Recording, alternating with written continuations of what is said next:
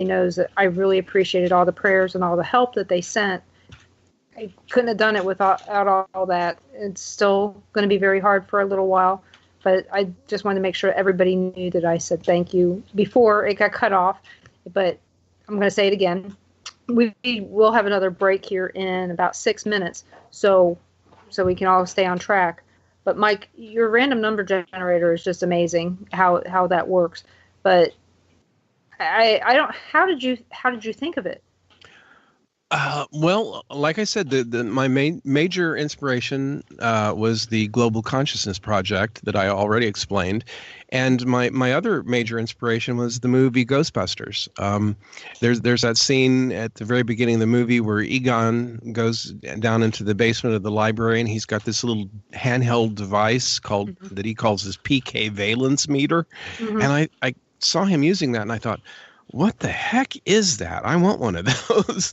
And the more I thought about it, the more I thought, I bet it's a random number generator. And it's maybe reacting to the change in the probability field within a haunted house. But like I said, I've talked too long myself already. I want to kind of hand this over to the other PRI members and get their reactions to what happened that night, if you don't mind. Sure. I was actually just sitting here thinking, we could probably actually build a PK valence meter now. Why not? And how cool would that be to actually walk in? I think we need to. I think that must happen. But no, I was when Mike called me that night. It was when he first got the results. I was beyond words. It was absolutely just beyond stunning that we were turning up numbers like that. We had talked about it, and it sounded like a great idea. But it was, again, we were walking into untested waters, and you don't expect to see results like that really at your first swing at something. You might see something that's a little potentially positive, and you refine from there. And to get the numbers that we got the first time that we did was just, it was basically everything that I'd always wanted all at once. And, it was like a home run with the first swing of the bat. Yeah, it was absolutely, I think I was stunned for about 3 days, just kind of walking around going, holy crap, this worked. And so yeah, it's and some of my posts I have said, this is baby steps.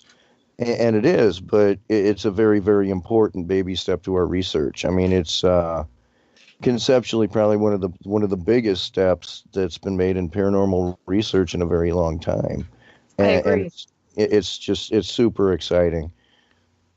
Well, I remember when you guys posted that out there about your evidence and the information that came back, how excited you guys were, and I just remember being excited for you guys, truly excited, because that's amazing when a team is recognized for bringing something new, actually new to the table.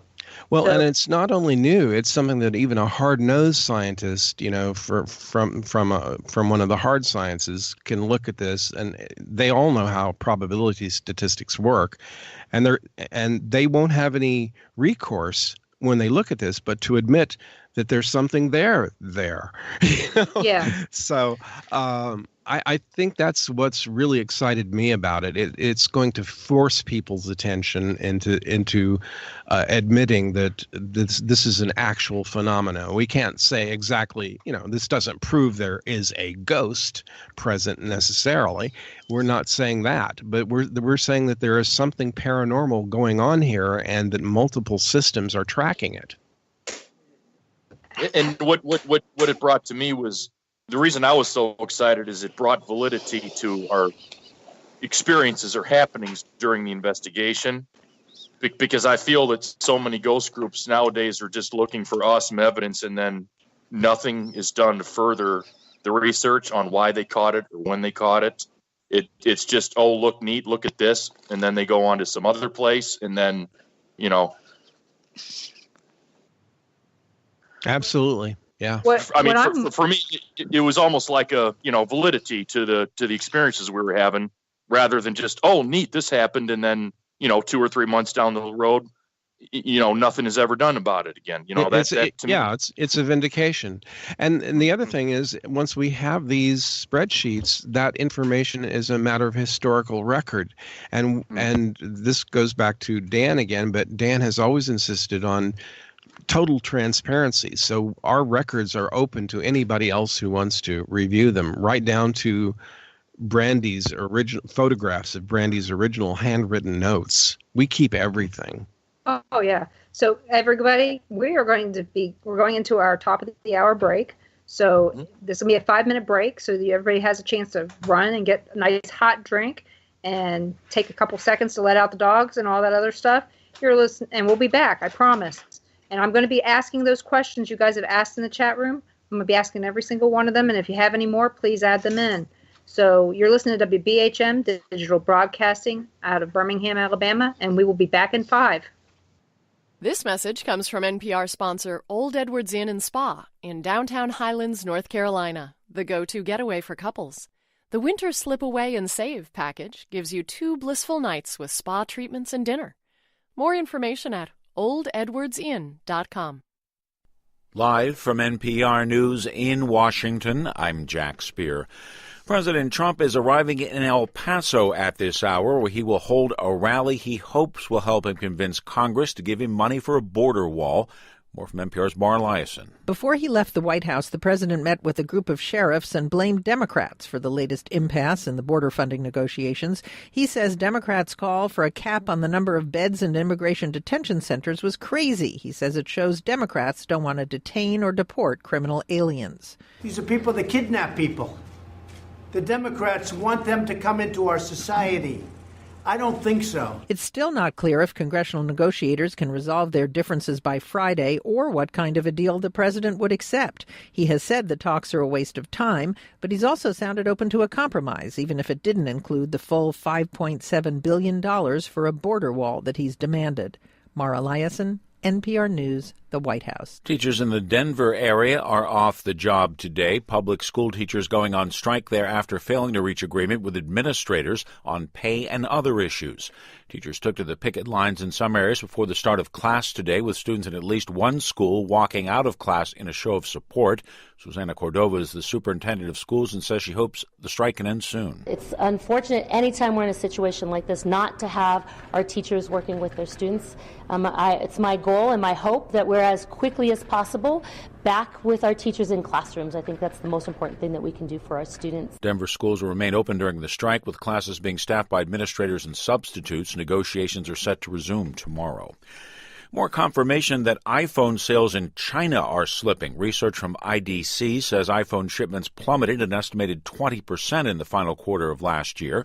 That comes as China's economy is slowing.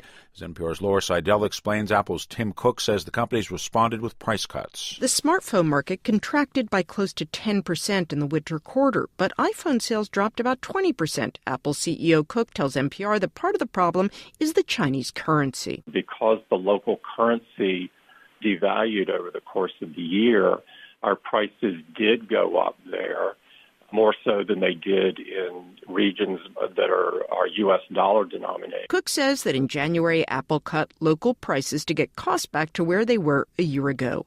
The Chinese market is also being affected by the ongoing trade war with the U.S. Both countries are trying to reach an agreement before March 1st, when U.S. tariffs on $200 billion worth of Chinese imports are scheduled to increase. Laura Seidel, NPR News, San Francisco. On Wall Street, stocks veered between small gains and losses today. At the end of the session, the Dow Jones Industrial Average closed down 53 points to 25,053. The Nasdaq was up 9 points. You're listening to NPR. Sources inside Syria say a fierce battle is underway between U.S.-backed forces there and a small group of Islamic State militants that are contained in eastern Syria. The group, the Syrian Observatory for Human Rights, says the push by the Kurdish-led Syrian Democratic Forces has been slow due to landmine, sniper fire, and suicide car bombs being used by ISIS. The use of tobacco products among high schoolers increased last year more than it ever has in a single year. That's according to federal health officials.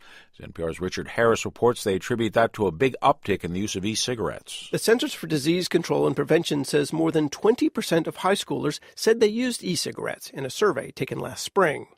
That was a big jump from the year before. What makes this change even more dramatic is that teen cigarette use did not decline last year. It remained at about 8% of high schoolers. Cigarette smoking has generally fallen in recent years. Health officials are worried about e-cigarettes because they usually contain nicotine, which is addictive and affects brain development in teens. The FDA has been trying to crack down on e-cigarettes that appeal especially to kids, but they don't know yet whether those efforts are paying off. Richard Harris, NPR News. A woman who sent her suicidal boyfriend text messages urging him to kill himself will have to carry out her appeal from behind bars. Michelle Carter was taken into custody today to begin serving a 15-month sentence. Carter convicted in 2017 for her role in the death of her former boyfriend, Conrad Roy III. Judge who convicted Carter in an appeals court felt she caused Roy's death when she instructed him to get back inside his truck, which was filling with toxic gas. This is NPR News. Did you know you can ask Google Home to play NPR podcasts for you? It's easy. Just ask. Like, play the Fresh Air podcast. Use Google Home or Google Assistant to connect with your favorite shows anytime. Welcome back to WBHM Digital Broadcasting out of Birmingham, Alabama. The time is 5 minutes after the hour. Welcome back to the Paranormal Pride. I'm your host, Denise Pridemore. We're talking to PRI. And we are going to get to those questions that you guys have, those burning questions you guys had in the chat. We are going to start, oh crap, I got to go all the way back up to the top. We're going to start with some of the questions that we got in there. And the first one was, we're going to start with the one that I saw from Gary. Gary asked, what is your favorite piece of equipment that you guys use when you're investigating? Obviously the RNG, because it's so integral anymore to a full investigation. But as far as the regular equipment, we don't use a lot of EMF meters. We don't use a lot of things that light up and go bang. We do. Probably our favorite one is our Tascam. We have a 4-channel Tascam that we set up on a tripod in isolation. The second set of connections in the 4 channels is actually a collector mic that's set up on a boom stand. So everything is very, very sensitive. We don't use really any handheld recorders or anything. It's all set in place so we can pick up as much as possible. Okay, so the next question is from Brenda Holmes. She asks, what was you guys' scariest investigation? Did you have one that was been scary? Scott, go ahead and handle that one. Well, as far as off factor, I guess the Beatty Mansion produced an incredible piece of evidence. We were all up in the second floor, I believe it was, us and a couple members of the EVP team, and we heard what I guess it would call it a disembodied voice of a woman screaming. And then a couple seconds later, it was almost like she was crying, like she was in pain. And, you sometimes we've all heard good EVPs where you record something, you rewind it, later you play it back, put it through Audacity, and you hear something. This was heard with the naked, I guess, ear, so to speak, and it was recorded as well. So that's like what do you call it, a double whammy kind of thing? Oh, yeah. Or triple, because it was recorded on multiple recorders. Yeah, we actually recorded it on, I think, 5 different devices. Plus, I believe, Scott, wasn't Laura and her group, Laura Snodderly and her group was up there too? Yes, correct, yep. So, yeah, I mean, we had, I think, 6 or 8 people up there that actually heard this audible series of screams. We all thought it was Brandie, actually. Yeah. It was so incredible, Denise, that your initial reaction is, well, that had to be one of our investigators. Why are they, tampering with the investigation? Because it was that clear. It was like a woman screaming. So my initial reaction was, Brandie, what are you doing down there? Brandie's like, it wasn't me. I'm like, well, if it wasn't you, then I hope we got it on recorder. So, Brandie, have you had a scariest investigation? I'm usually sitting on the outside. That doesn't mean anything. That doesn't mean the spirits can't come and mess with you. I've had a few minor things happen.